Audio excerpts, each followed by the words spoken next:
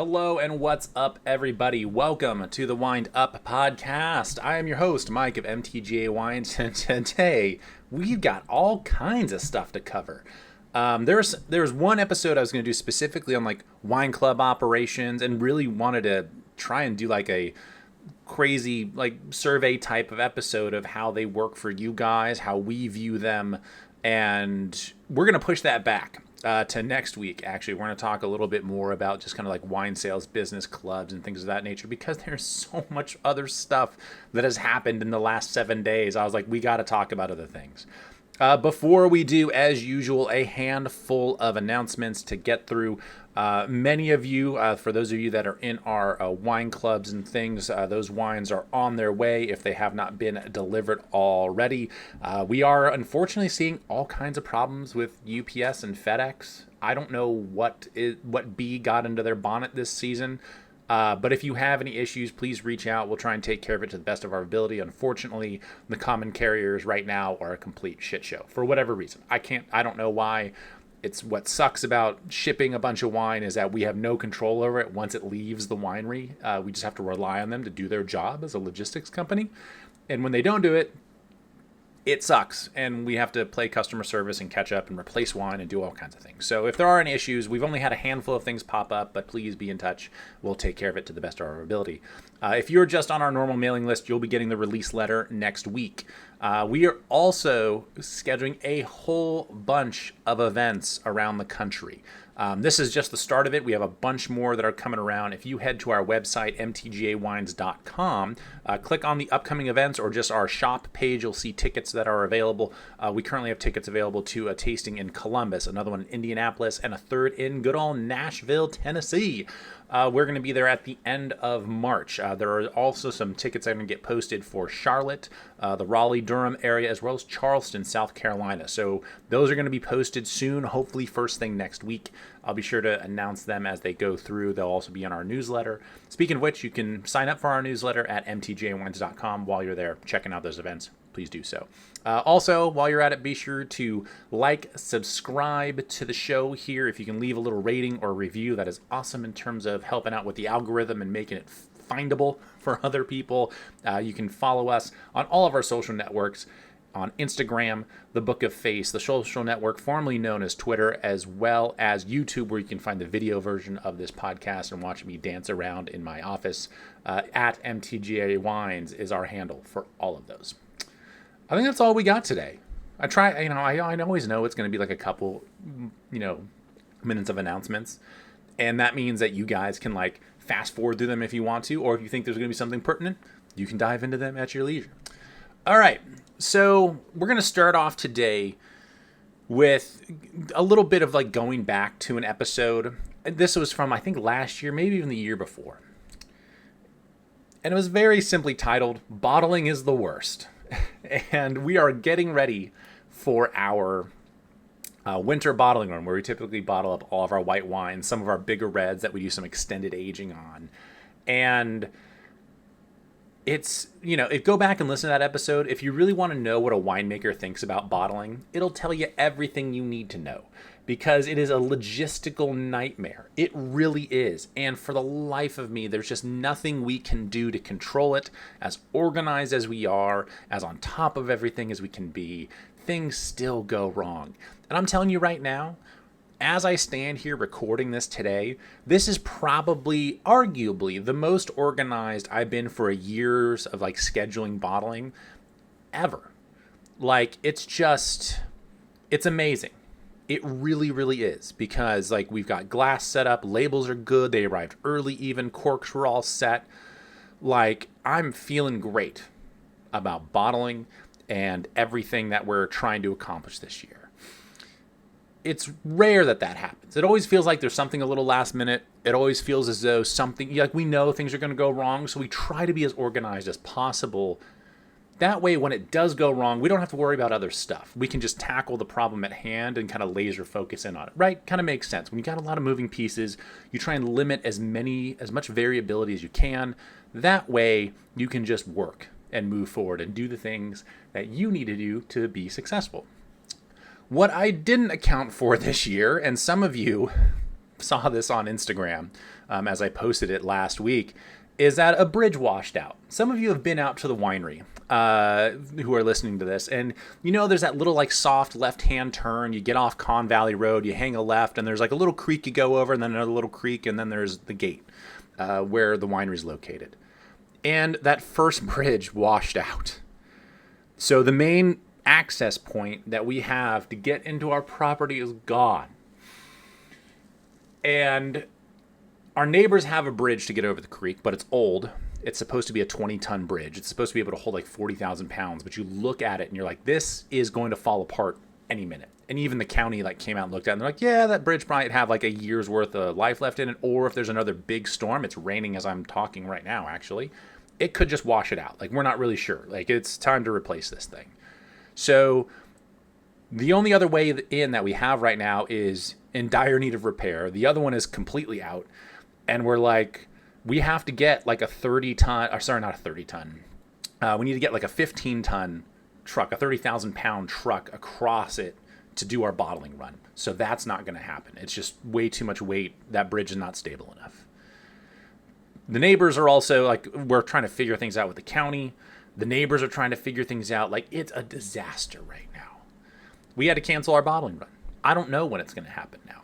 Everything's lined up. Everything's ready to go. I've talked to our glass suppliers. I've already have the corks and the labels and everything else that we need, because those are relatively small packages that I can like set aside and just store. But this is why bottling's the worst. Even when you're ready,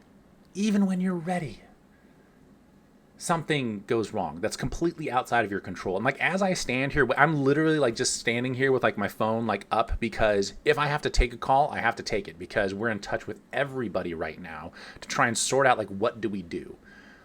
To put this in a little bit of perspective, like, this is our small bottling run. This is when we bottle maybe a quarter of the wine that we make every year, maybe a third, closer to a third actually. And this doesn't include what we need these bridges and these roads for come harvest, when we have tens of thousands of pounds of grapes that need to go across these thoroughfares.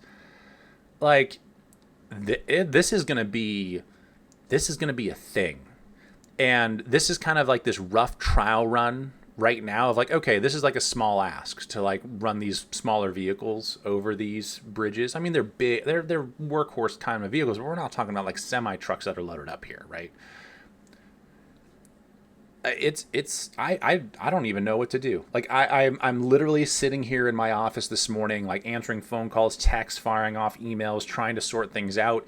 Nobody knows who's on first. No one knows what we're going to do. No one knows when the road's going to be ready. We've been told it might be a year before they can even get this thing back in operation. We're like, well, we've got this thing called harvest that we need to work on. So yeah, that's a thing. Bottling's the worst, man. Bottling's the worst. The life and times of being a winemaker. It's fun, they said. They said it would be fun. We chose this path not because we thought it would be easy, but no, what was it? What's the quote? We chose this path not because it was easy, but because we thought it would be. It's brutal. It's brutal. So this is that time of year where, like, us winemakers, we're finally out of hibernation. We're getting out and about. We talked about that barrel tasting and thing we did a couple of weeks ago. Like, things are like, we're happening. Bottling's coming around. We're kind of gearing up for the growing season. More on that here in a minute.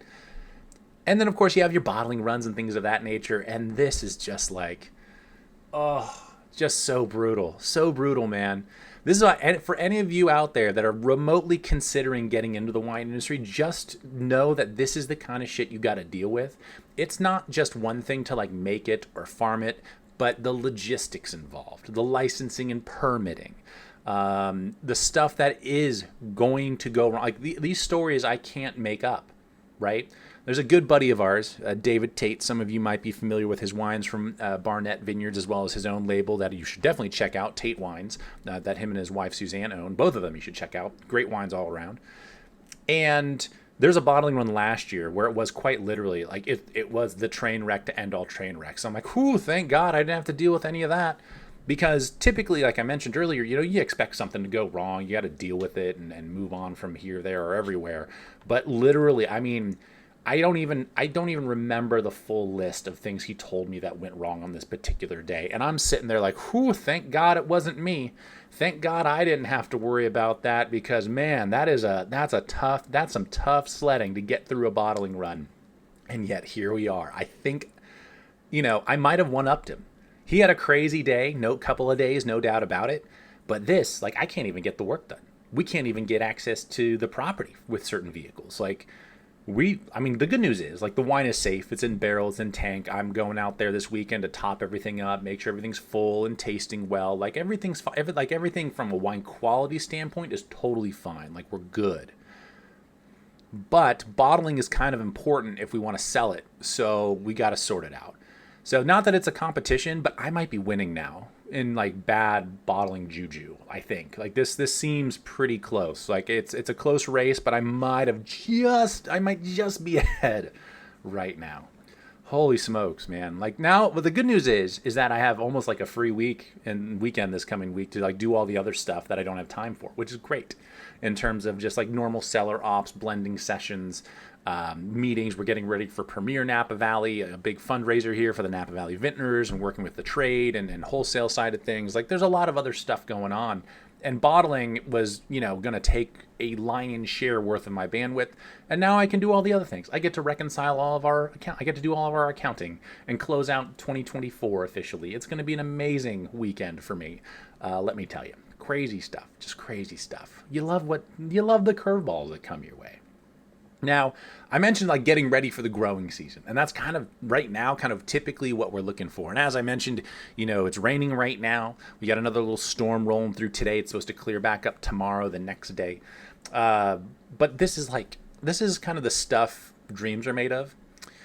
When I was at the Napa Valley Vintner meeting last week, the week before maybe, just catching up with colleagues, talking shop, talking shit, and we're talking, how the season, like what we're kind of expecting, what we're hoping for, things of that nature. Granted, we're all just kind of shaking our crystal ball, hoping for the right answer, and everyone was like, the rain we've gotten, the reservoirs are full, we got another storm coming, like this means there's plenty of groundwater, we don't have to start irrigating really early. Like if you're gonna start a season, this is such a great way to start it.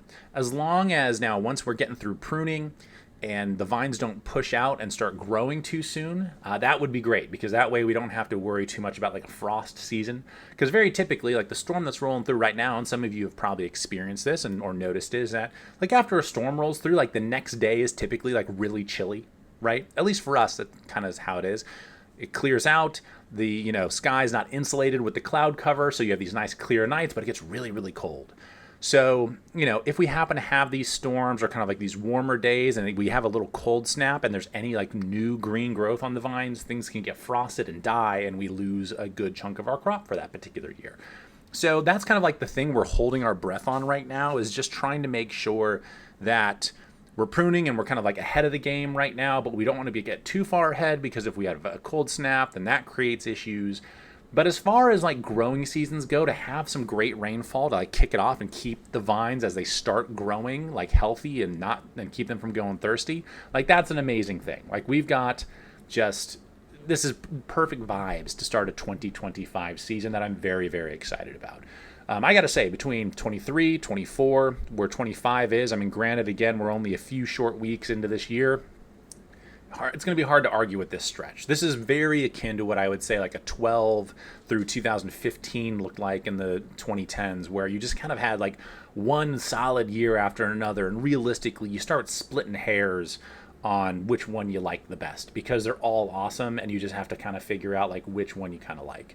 Like 2022 is the only like oddball right now in terms of growing season, but that was only because of a late heat spike, and some of those wines are beautiful. Some of them kind of suck because they're super alcoholic and out of balance. Not ours. I actually think we did a pretty damn good job with our wines, given the circumstances. But I've tried some, and they're a little rough around the edges.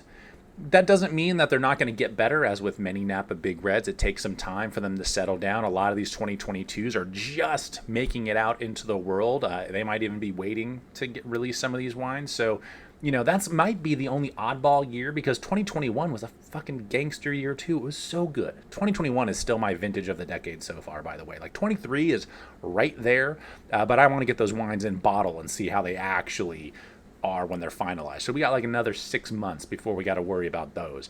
2021 is the year to beat right now, 100%. And this 2025 season, the way it's kicking off, I'll take it. This is as good as it could possibly get. I'm really happy about it. We're going to see how it all shakes down, of course. Now, speaking of the 2025 season, you know what time it is. It's the California Grape Crush Report. Oh my goodness. It is just a beautiful time to be a part of this industry. And I'm going to show you an interesting little tidbit of information here because we've talked a lot about this in terms of grape pricing, specifically as it pertains to Napa Valley Cabernet. And it's something that is, going to dictate a lot of what happens this season. I can't tell you how many growers have already reached out to me because they are wanting to get some fruit under contract, as it were. So we're going to look at two varieties today in particular. Let me bring up the 2023, and the 2024 is the preliminary report. So, take that for what it is. Oh, did it already go to the page I needed? Oh, I love it when that happens. It's almost like I know what I'm doing sometimes, you guys. Like, it's just the best. Absolute best. Now, this is kind of like one giant table and spreadsheet. It's not necessarily like the sexiest thing to look at, but this will illustrate a little bit of like what, we're looking at here. Okie dokie. Let me go ahead and boop, boop, boop, boop, boop, boop, boop, boop, boop, boop, boop, boop, boop, boop, boop, boop, boop. Okay, there we go. All right. Let's zoom in on this bad boy. All right, so District 4, technically, as far as the state of California is concerned, we are District 4. Within it, obviously, we're number 1 in reality, but come on, it is what it is. This is what we're looking at. We'll start with Cabernet Franc here, because I know some of you love Cab Franc. So we're going to start looking at Cabernet Franc right here. This is the 2023 report that I just brought up, and then this is the 2024 report. For those of you that are listening and not watching, I'll give you the best gist that I can of the information here. But for those that are watching, hopefully you can kind of see this and it'll be properly illustrated for you. So in 2023, for Cabernet Franc, this is kind of interesting because you had, on average, let's see, how many tons here? Let me bring that up appropriately. So here's the number of tons and the average price for those tons of fruit. So for Cabernet Franc here, you had an average price of $10,654 in 2023 for 1 ton. And of that, you had a little over 1,900 tons total harvested. All right. Basically within about the average. Last I checked, that was about the average price for Cabernet Franc. And I didn't check the total tonnage from like 2022 or 21, but at least gives you an idea like how many tons of fruit you're bringing in just for Cabernet Franc. And that's one of the least planted varieties. I shouldn't say least planted, but it's pretty scarce here in Napa, as you might imagine. There's just very little of it to go around. Cabernet Sauvignon is really the lion's share of the business here. Now, if we compare those numbers to 2024, so you had, call it $10,500 per ton and 1,900 tons harvested. So now we've got Cab Franc in District 4. Let me zoom out just a touch here. So what's interesting here is you saw an increase in tonnage, which is kind of a cool thing to see. That means that there was more Cabernet Franc available and being sold in Napa. So you had almost 11,300 tons. So you had, maybe about a 700 ton, or sorry, that's the price. I'm looking at the wrong thing. Oh my gosh, I'm a dum-dum. So this is actually the price. The price went up by about $600 per ton. Go figure. You can figure out the percentage yourself.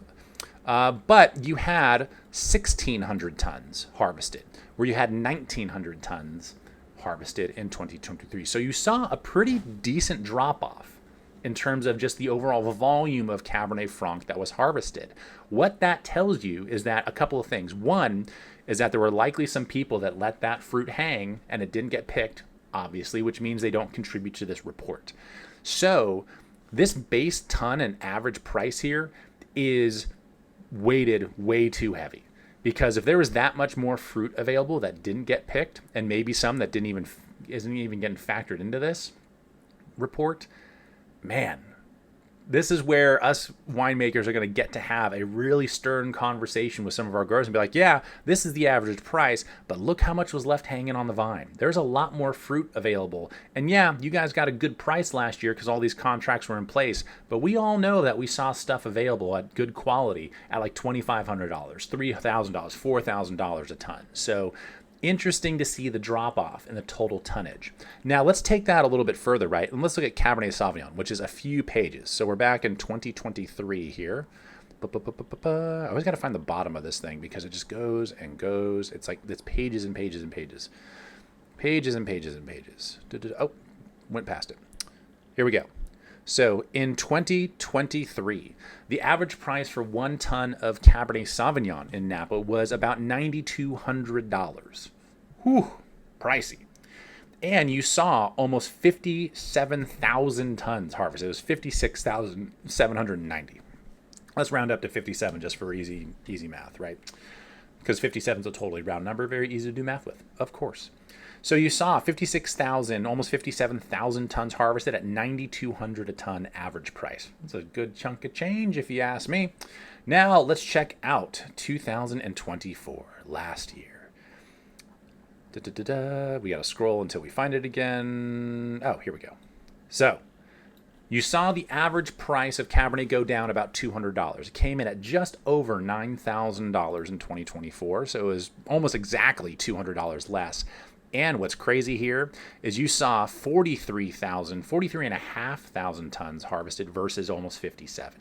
You saw almost a 14,000 ton shortage when it comes to picking fruit from one year to the next. That's a lot of grapes. That is a lot of grapes. 14 tons. 14,000 tons. Right? I did that right? No, 14. Yeah, we did that right. 14,000 tons less.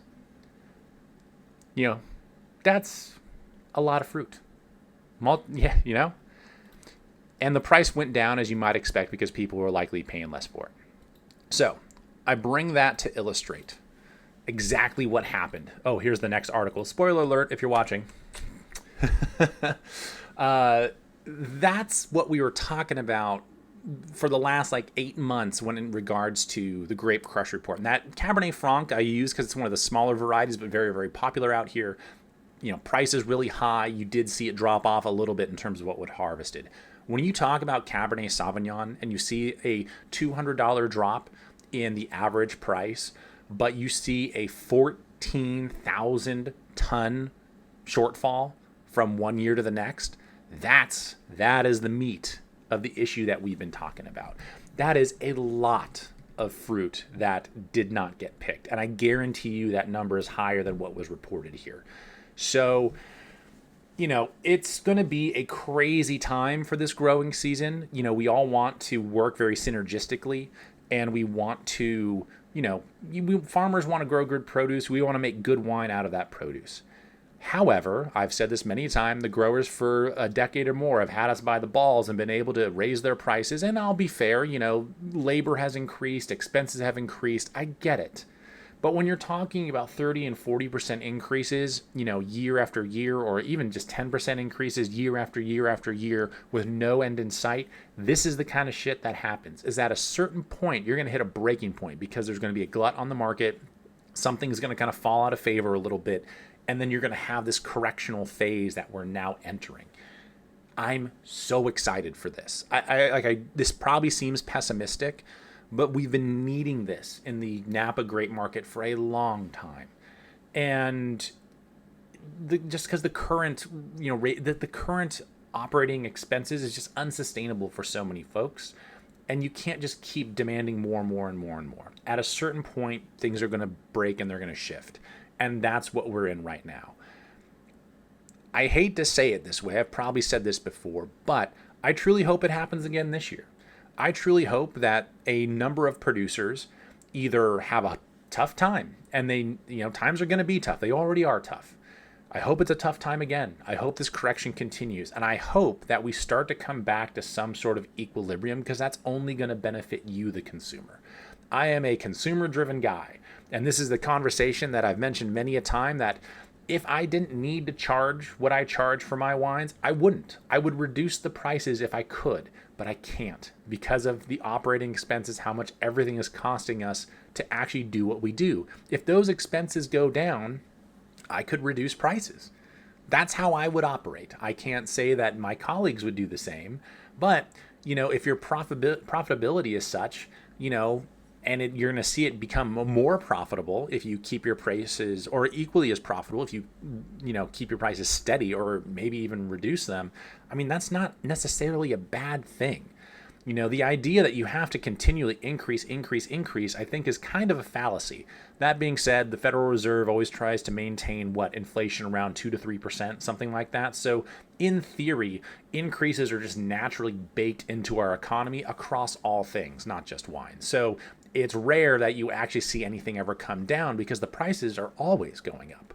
They're always, I repeat, going up because of how money and interest rates and things are managed in this country. So if we start to see a correctional phase happen, just like any other commodity, good things can happen. Because if you're on the buying end of stuff, you can negotiate harder. You can buy low and then eventually maybe sell higher. Basic capitalism type stuff. And it only benefits consumers in the long term, in my opinion. Obviously, there are exceptions. Obviously, I'm no economist. I'm a dum-dum when it comes to this kind of stuff. But this is what makes sense to me.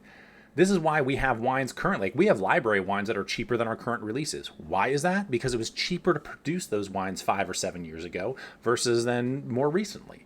It's a crazy concept, and people look at us like, what do you mean your 2017 and 18 are $85 or $75, but your 2021's $85? I'm like, well, 21, it was so expensive to bottle our 2021. Like we had to, and our operating costs went up so much, like we had to charge more.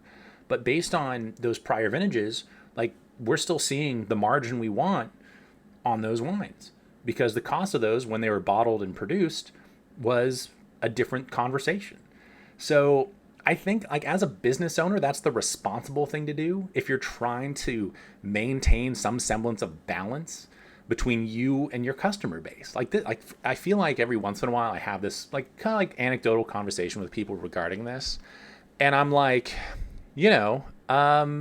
like, does this not make sense? And there's kind of like this hemming and hawing around it. I'm like, but this like, I feel as though this is like how it should be, right? Like this makes sense. I'm pretty sure. Like, maybe am I the crazy one? I don't think so. I feel like this makes sense from like a traditional entrepreneurial like business standpoint. I think it's a little bit of like a counterculture opinion, but if you can do better things for your consumers, then do them. And they'll have more buy-in, and they'll trust you more, and they'll buy more, or they'll be more consistent. Like it's a synergistic relationship across the board, all the way, like from the supply side and the production side to the sales side, and what ends up on your dinner table. Like this teamwork makes the dream work, right?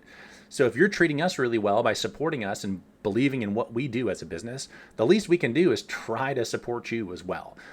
I don't know. Maybe that's just me being crazy, but that's what makes sense in my head. Because I think when you start to get like over your skis with certain things, like it does not bode particularly well, which is the smoothest transition I've probably ever had into our next topic for today, which is kind of the continuing struggles that the wine industry is having. I think you've seen many, many places just get too big for their britches.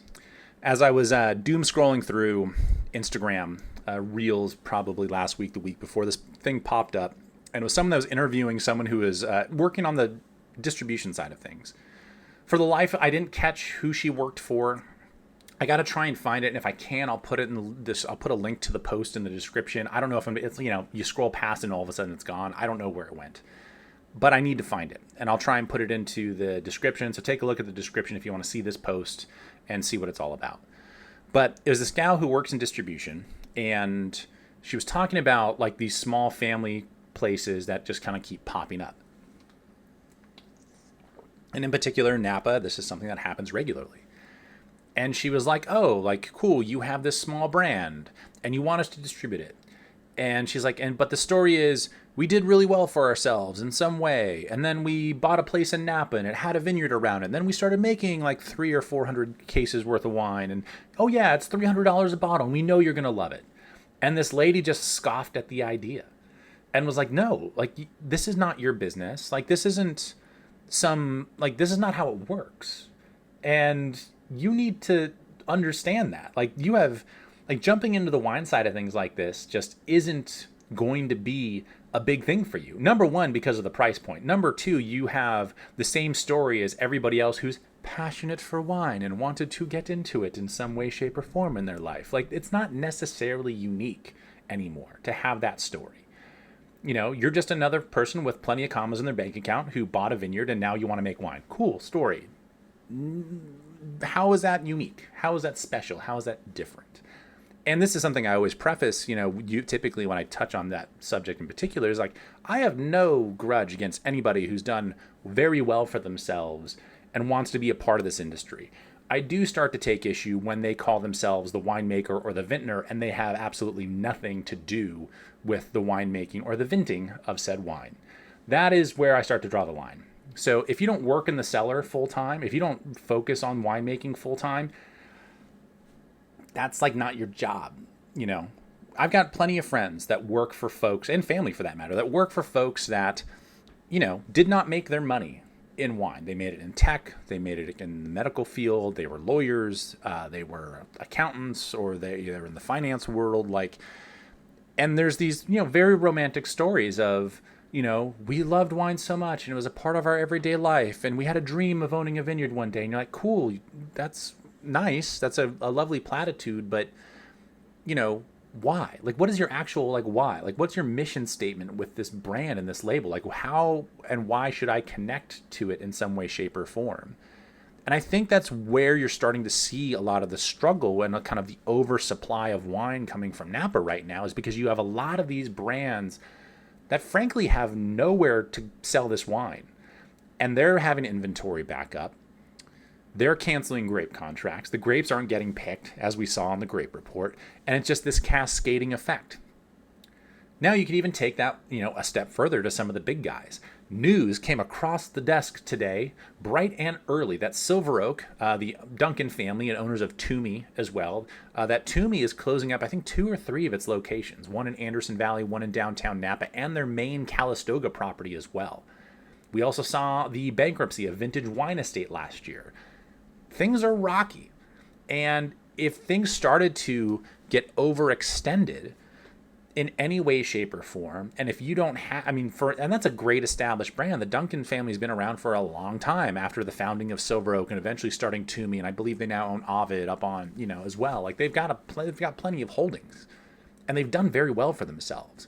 But when you see what as kind of, maybe I would describe Toomey as like a, on the verge of like iconic brand. Like, it could be a household name. You see it out and about, you drive by it all the time. It's from the family of Silver Oak. Like, it's got some great stuff there to grasp onto.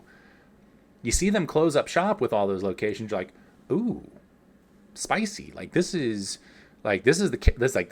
there's ever been a canary in a coal mine, that's probably that's not a canary. It's a fucking pterodactyl in a coal mine, right? Like, that's a big deal.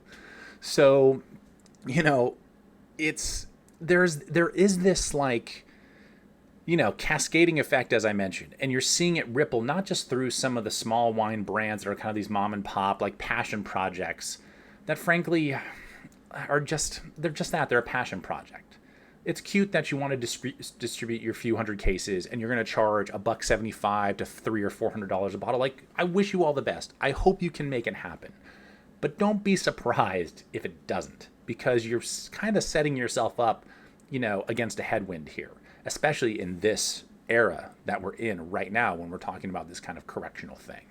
It is so interesting, and I love it. Like, I'm here for it. Like, the more I know, I probably sound, for those of you that were, listen to all the episodes this fall, I probably started sounding pretty pessimistic about my outlook about the wine industry, the business, how we're going to get through it. I know that I got pretty feisty over the last few months. And now that we're kind of on the other side of it and like our business survived and we're dealing with other things like getting bottling trucks across bridges, some of that's in the rearview mirror. And we're looking forward to a great year of being on the road. We're looking to a great year of events around the country and hosting people at the winery, like doing all kinds of cool stuff. It's still moving forward for us, which is not what a lot of people can say, which is basically put me in this perspective of like, I just got to be thankful that we're able to continue doing this thing. That is outstanding. And I'm very, very, very grateful for it. And I'm going to do everything I can to continue doing it into the future.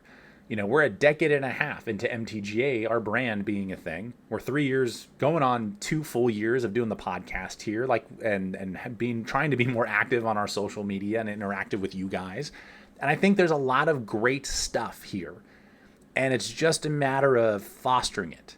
You know, this brings me back to like my camping days as a Boy Scout, where it's a wet, rainy day like it is outside today, but you got to start a fire so you can cook over it. And you find a piece of wood that's hopefully not too wet. You're shaving off, as much as the bark and all the wet pieces so you can get to kind of the core of it that's still pretty dry.